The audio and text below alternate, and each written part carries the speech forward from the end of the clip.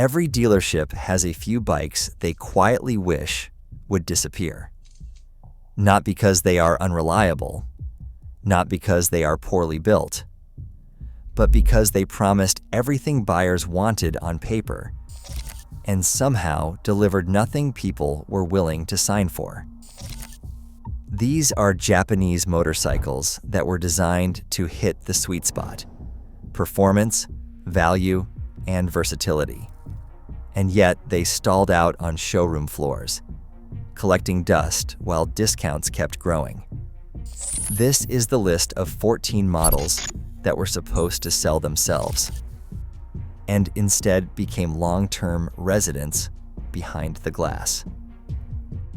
Number 14. Yamaha FZ1 Fazer. On paper, this motorcycle looked like the perfect bridge between a naked sport bike and a long-distance tourer. Yamaha took the legendary 1,000 cubic centimeter inline 4-engine from the YZF-R1, detuned it for street use, and wrapped it in a half-fairing designed to offer comfort without sacrificing speed. The engine produced 146 horsepower and 77 pound-feet of torque, delivering strong mid-range pull and effortless highway cruising. It was fast, it was smooth, and it was undeniably Yamaha. But the problem was never the engine. It was the identity. The riding position leaned toward comfort, but not far enough to compete with true sport tourers. The suspension was compliant for everyday riding, yet lacked the refinement aggressive riders expected when pushing hard through corners. Riders looking for excitement found it muted. Riders looking for comfort found it incomplete. It sat awkwardly between categories, never fully committing to either. Styling did not help its case. The bulbous front fairing and upright stance made it look dated almost immediately, especially as sharper and more aggressive designs flooded the market. At a starting price hovering around $11,000, buyers began asking difficult questions. Why choose this over a dedicated sport bike that offered sharper handling? Or a true tourer that delivered better wind protection and luggage options? As competitors refined their offerings and narrowed their focus, the FZ1 Fazer remained stuck in the middle. It was not bad. It just was not compelling enough. And in a market full of strong personalities, that neutrality proved fatal. And if that bike struggled with identity, the next one struggled with relevance. Number 13. Suzuki Gladius SFV 650. This motorcycle was meant to be Suzuki's modern take on the middleweight naked segment. Light, approachable, and affordable. It was designed to attract new riders while still offering enough performance to keep experienced ones interested. Power came from a 645 cubic centimeters V-twin engine, producing around 70 horsepower and 46 pound-feet of torque. It was the same basic engine that had proven itself reliable in the SV650 line for years. But where the SV650 built a cult following, the Gladius struggled to earn respect. Much of that came down to styling. Suzuki attempted a more organic, flowing design language, but the result divided opinion instantly. The curved frame, rounded panels, and unconventional color choices made it stand out, but not in the way buyers hoped. Many riders simply did not want to be seen on it. Performance was competent, but uninspiring. The suspension was soft. The braking system felt budget-focused. And while the engine remained smooth and forgiving, it lacked the raw character that made earlier models feel special. At low speeds, it was friendly. At higher speeds, it felt vague. Riders who wanted excitement moved on quickly. Priced competitively around $8,000, it should have been a strong seller. But competitors from Yamaha and Kawasaki offered sharper styling and more aggressive personalities for similar money. Even used SV models often look like the better deal. The Gladius was not a failure of engineering. It was a failure of emotional connection. And in motorcycling, that matters more than spec sheets. From awkward styling to awkward execution, Suzuki learned a hard lesson here. And the next bike shows what happens when ambition overshoots demand. Enjoying the video? Consider liking and subscribing to help out the channel. It means a lot to me as a creator. Number 12. Honda FR800. For decades, the VFR name stood for balance. Sporty enough to thrill. Comfortable enough to tour. Reliable enough to own forever. The 8th generation VFR800 carried that legacy forward. With a refined 800 cubic centimeter V4 engine producing 104 horsepower and 55 pound-feet of torque. It sounded incredible. It revved smoothly. And it delivered power in a way few engines could match. But by the time it arrived, the market had changed. Riders were no longer looking for middle ground. They wanted specialization. The VFR's weight, tipping the scales at over 500 pounds wet, made it feel heavy compared to modern alternatives. The riding position was sporty, but not aggressive enough for track-focused riders. Comfortable, but not relaxed enough for serious touring. Then there was the price. Starting around $12,000, it entered a territory filled with fierce competition. Adventure bikes offered more comfort and utility. Sport bikes delivered sharper performance. Sport tourers evolved with better electronics and lighter chassis. The VFR felt stuck in a different era. Honda's legendary reliability was not enough to overcome the perception that this bike no longer knew who it was for. Sales slowed. Inventory lingered. And a model once considered the gold standard quietly faded from relevance. A legend, yes. A bestseller, no. And if that bike was too refined for its own good, the next one struggled by being too early. Number 11. Kawasaki Versys 650. This motorcycle was designed to be the ultimate do-everything machine. Upright ergonomics, long travel suspension, and a reliable parallel twin engine borrowed from the Ninja 650, producing 67 horsepower and 46 pound-feet of torque. It promised comfort, efficiency, and versatility at a reasonable price. But early versions of the Versys 650 entered a market that was not quite ready for it. Adventure styling without true off-road capability confused buyers. Sport bike riders saw the tall stance and walked away. Touring riders wanted more wind protection and luggage capacity. Adventure riders wanted more displacement and ruggedness. The engine was smooth but lacked excitement. The suspension was soft but not confidence-inspiring at speed.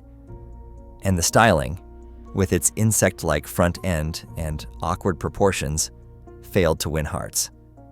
At a price just under $9,000, it competed directly with bikes that had clearer missions and stronger followings. Later revisions improved the Versys dramatically, but the damage was already done. Early slow sales cemented its reputation as a compromise machine rather than a standout. Dealers found themselves explaining what it was supposed to be, instead of letting the bike speak for itself. And when a motorcycle needs explanation, buyers tend to hesitate. Number 10. Yamaha FJR1300. For years, this motorcycle was considered the benchmark for Japanese sport touring. Long-distance comfort, serious power, rock-solid reliability. At its heart sat a 1,298 cubic centimeters inline 4 engine, producing 145 horsepower and 130 pound-feet of torque. It was smooth, effortless, and brutally effective on the highway. Add shaft drive, a massive fuel tank, electronic suspension, and hard luggage, and on paper, it looked unbeatable. But the very strengths that once defined it slowly turned into liabilities. The FJR1300 became heavy. Fully fueled, it pushed past 640 pounds, making low-speed maneuvering intimidating for many riders. In city traffic or tight parking situations, it felt like wrestling a locomotive. As adventure bikes surged in popularity, riders began favoring taller ergonomics, lighter handling, and more forgiving suspension setups. Technology also worked against it. While Yamaha updated the FJR over the years, the changes were incremental. Meanwhile, competitors introduced adaptive cruise control, advanced rider aids, and lighter chassis designs. What once felt premium now felt conservative. And at a price north of $18,000, buyers expected more than refinement. They wanted innovation. The FJR1300 never became bad. It simply became invisible. Riders looking for touring comfort shifted to adventure bikes. Riders wanting sportiness moved toward lighter sport tourers. The result was a machine respected by owners, but ignored by new buyers. Dealerships stopped ordering them in volume, and a former king quietly lost its throne. From heavyweight touring to heavyweight disappointment, the next bike proves that displacement alone does not guarantee success. Number 9. Suzuki B-King. When this motorcycle debuted, it was impossible to ignore.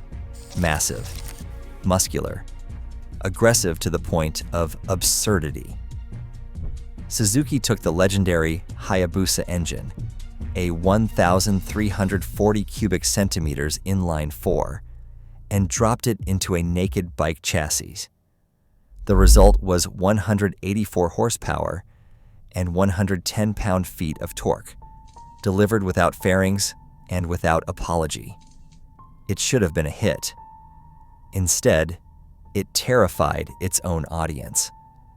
The B-King was wide, heavy, and visually overwhelming. The enormous exhaust cans, bulbous bodywork, and industrial styling turned off riders who wanted something sleek and purposeful. It made incredible power, but without wind protection or refined ergonomics. That power felt unusable on public roads. At low speeds, it felt cumbersome.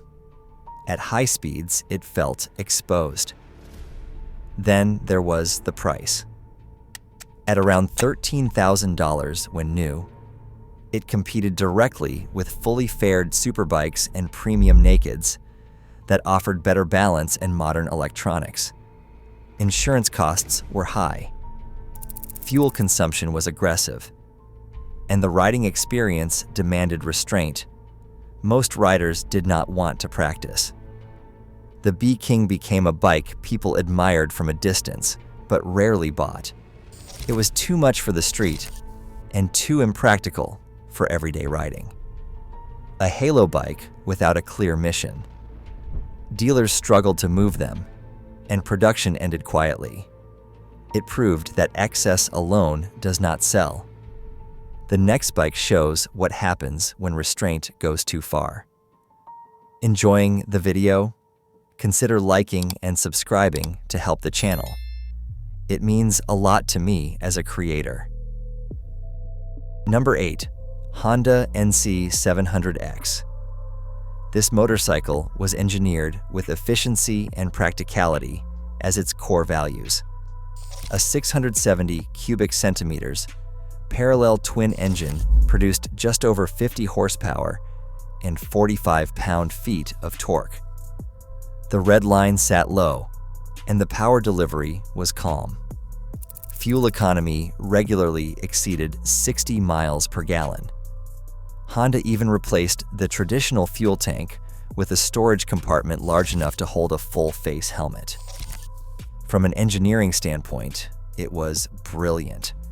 From an emotional standpoint, it was invisible. The NC700X did not excite. It did not sound good. It did not feel fast. Riders described it as transportation rather than a motorcycle. While the upright ergonomics and optional dual-clutch transmission made it approachable, they also stripped away engagement. Experienced riders found it dull. New riders often outgrew it almost immediately. Styling leaned adventure-inspired, but without the suspension travel or ground clearance to support that image. It looked capable, but never invited exploration. At a price around $8,000, it competed with bikes that delivered stronger performance, more personality, or both. Honda built exactly what it intended. The problem was that most riders were not looking for efficiency alone. They wanted character. The NC700X was rational in a market driven by emotion, and that mismatch kept it parked on showroom floors. From practical to forgettable, the next bike proves that even cult status does not guarantee sales. Number 7. Kawasaki ZX-14R. This motorcycle was born into a war it couldn't win.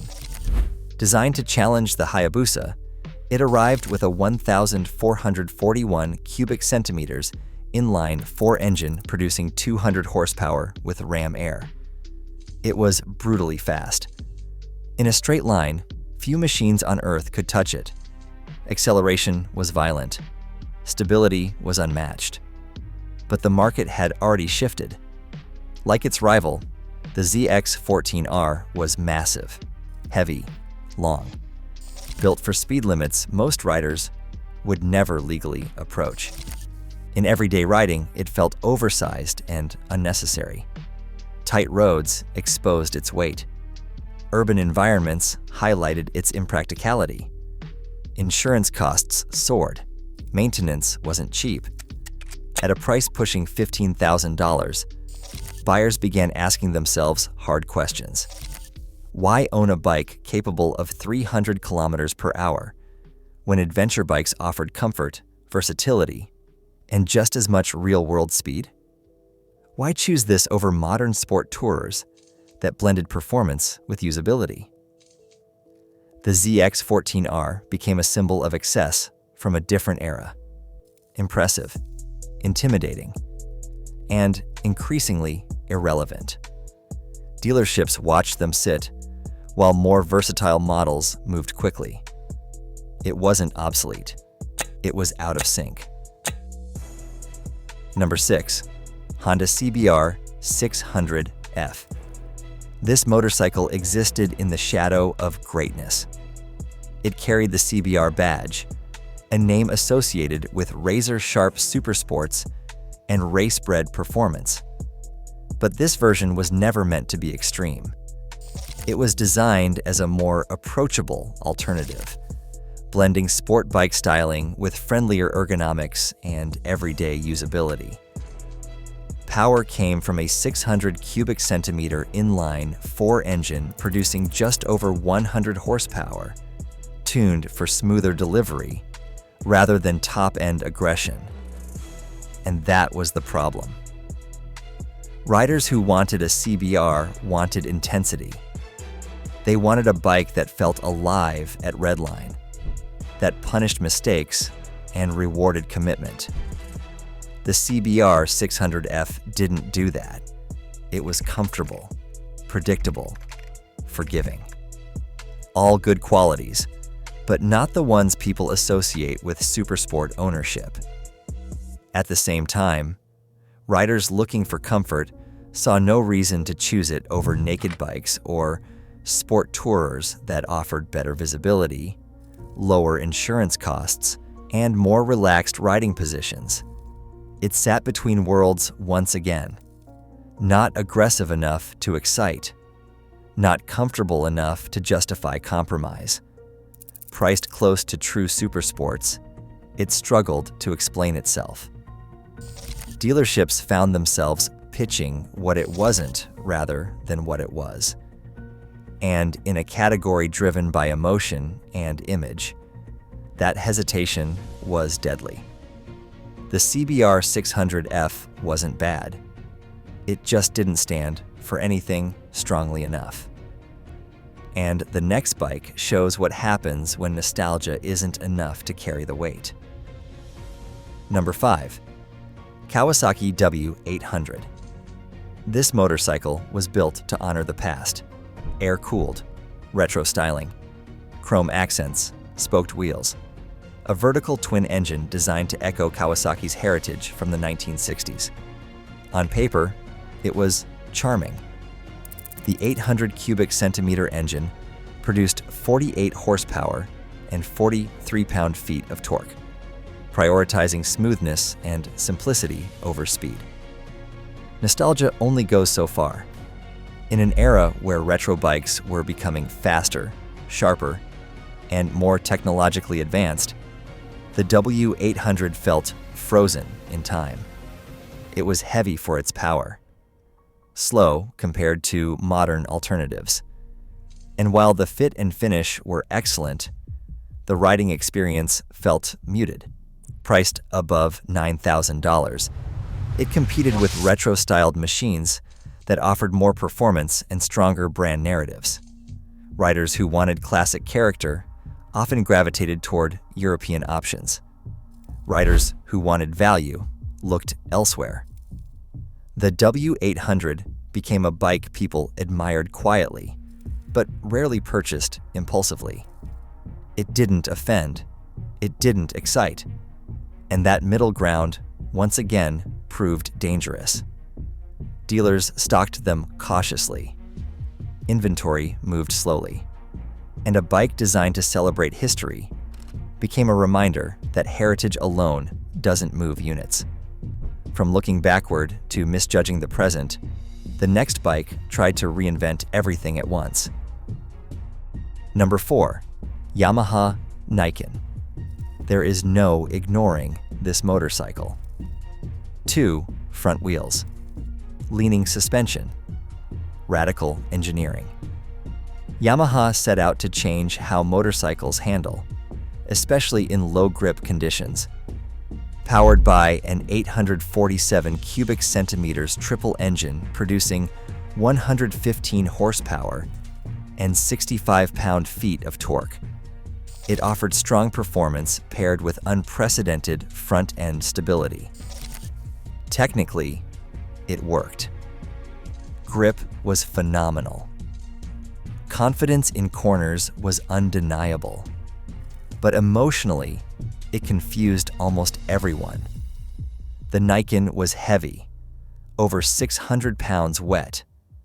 The wide front end made filtering difficult.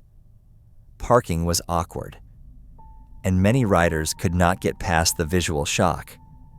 It did not look like a motorcycle. It did not feel like a trike. And it did not fit into any existing category. Buyers understood. At a price approaching $17,000, curiosity quickly turned into hesitation. Riders asked themselves a simple question. If I am spending this much money, do I want something this experimental? Most answered no. The Niken was not rejected because it failed. It was rejected because it asked the market to change too fast. Dealers struggled to explain it. Test rides were rare. Innovation without emotional buy-in, became its downfall. And finally, we arrive at the bike that perfectly captures everything wrong with chasing logic in an emotional market. Number 3. The Suzuki Inazuma 250. This motorcycle was built to be sensible, affordable, comfortable, reliable, a quarter-liter commuter designed for daily use. Its 248 cubic centimeters parallel twin engine produced 24 horsepower and 17 pound-feet of torque. Fuel economy was excellent. Maintenance was minimal. The seating position was upright and relaxed. But sensible does not sell in showrooms. The Inazuma was heavy for its class, underpowered compared to rivals, and visually uninspiring. While competitors leaned into aggressive styling and sport bike imagery, the Inazuma looked conservative and dated. New riders wanted excitement. Experienced riders wanted more performance. This bike delivered neither. Priced close to lighter, faster alternatives, it struggled to justify itself. It was not cheap enough to be an impulse buy. It was not powerful enough to grow into. Dealers watched younger buyers walk past it toward more exciting machines. The Inazuma became a textbook example of a motorcycle that made perfect sense on paper and 0 sense in practice. And that brings us to the final two, the ones that hurt the most. Enjoying the video? Consider liking and subscribing to help out the channel. It means a lot to me as a creator. Number 2. Honda DN01. This bike was supposed to represent the future. It was a hybrid of cruiser comfort, sport bike stability, and scooter convenience. It was powered by a 680 cubic centimeters V-twin engine paired with an automatic transmission, so it removed shifting entirely from the riding experience. And in doing so, it removed the soul. The DN01 was heavy. It weighed over 600 pounds. The seating position was awkward, and the styling was polarizing. Riders didn't know what to do with it.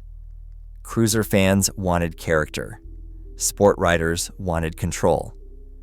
New riders were intimidated by its size and price. At over $15,000, it demanded confidence from buyers who didn't even understand the concept.